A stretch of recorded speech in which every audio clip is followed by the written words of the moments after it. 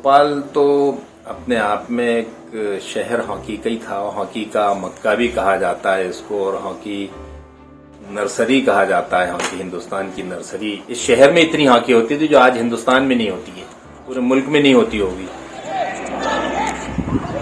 इस मैदान पे एजवाक पे खेलना खिलाड़ियों के लिए बड़ा शर्फ की बात होती थी, बहुत शर्फ की बात होती थी। इतना मुकाबला कि भाई एजवाक पे खेलना है, वो एजवाक को मेंटेन किया जाता था।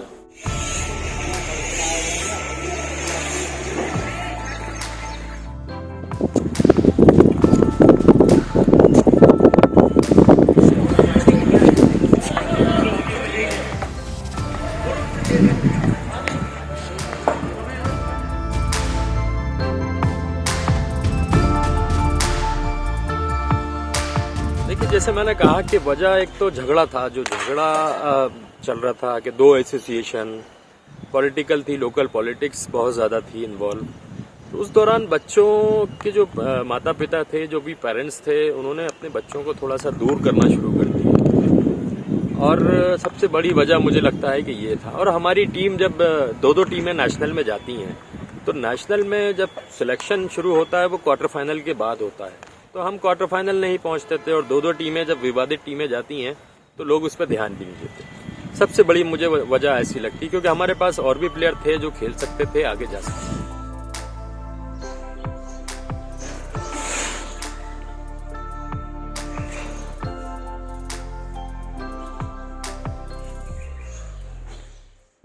नर्सरी कहा जाता है हॉकी हिंदुस्तान की नर्सरी। यहाँ लगभग मेरे जब बचपन में मैं जब हॉकी मैंने यानी यहाँ बच्चा कोई खेलता था, कुछ तो हॉकी खेलता, जानता था कि हॉकी खेली जाएगी, और कोई खेल दूसरा जानता भी नहीं था, क्योंकि यहाँ के नवाबों का शौक था और यहाँ के उन्होंने खेल को बड़ा इनकरेज किया, इस खेल को।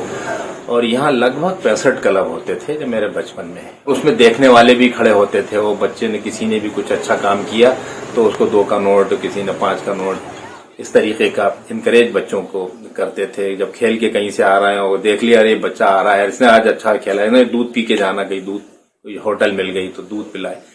ये जो सम्मान था लोगों का, और जो शहर में एक रिकग्नाइज थे कि आप खेल रहे हैं तो एक अच्छे शहरी हैं, आपको लोग जानते हैं।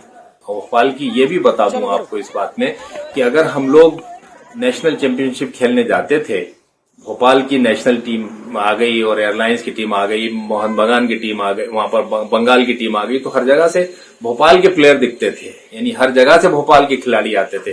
बंगाल से भी भोपाल के प्लेयर खेल रहे हैं, क्योंकि वहां कई लीग खेलने जाते थे। इंडियन एयरलाइंस की टीम में 8-10 लोग होते थे, और भोपाल की अपनी टीम 20 लोगों की कोच है।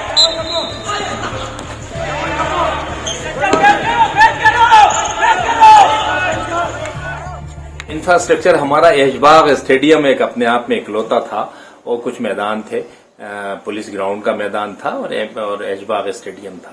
तो ऐशबाग तो ये मान लीजिए कि खिलाड़ियों के लिए, क्योंकि ग्रास का मैदान था, वो ग्रास होती थी, बाकी तो मिट्टी के मैदान थे यहाँ भोपाल में। लेकिन इस मैदान पे ऐशबाग पे खेलना खिलाड़ियों के लिए बड़ा शर्फ की बात होती थी, बहुत शर्फ की बात होती थी। इतना मुकाबला कि भाई ऐशबाग पे खेलना है, वो ऐशबाग को मेंटेन किया जाता था। इसके बाद क्या 80s तक ये माहौल चल पाया। इसके बाद में फिर ये दौर चला, कुछ टीमें हमारी हारी, और कंट्री की टीम बहुत ऐसा नहीं कर पाई, और डिपार्टमेंटों ने भी थोड़ा थोड़ा नौकरी हाथ खींचना शुरू किया। बाद में एसोसिएशन है, यहाँ भोपाल में 2 एसोसिएशन बन गई, पॉलिटिशियन बीच में एसोसिएशनों में दाखिल हो गए। 84 के नेशनल में दिल्ली में 2 टीमें चली गई। एक टीम जो खेली, वो जहां नेशनल की टीम हमारी क्वार्टर फाइनल और मुकाबले में जो भी टीमें आती थी बहुत उससे डरते थे, भोपाल की टीम से। कई बार फाइनल भी खेली है वो। उसने कोई कितने गोल खाए, हम लोगों को तो शर्म भी आती थी कि भाई क्या हुआ ये। तो क्या हुआ कि ये पॉलिटिशियंस ने जब बीच में एसोसिएशनों में घुस गए, तो इसने भी नुकसान हमको, हॉकी को, भोपाल को पहुंचाया। धीरे धीरे ये क्लब इनकरेज नहीं हुए, क्लब धीरे धीरे खत्म होने लगे, मैदान थोड़े से इंकरेजमेंट होने लगा उनके ऊपर। तो ये खेलों को धीरे धीरे ये चीजें खत्म होना शुरू हो गई। इसने बड़ा नुकसान किया।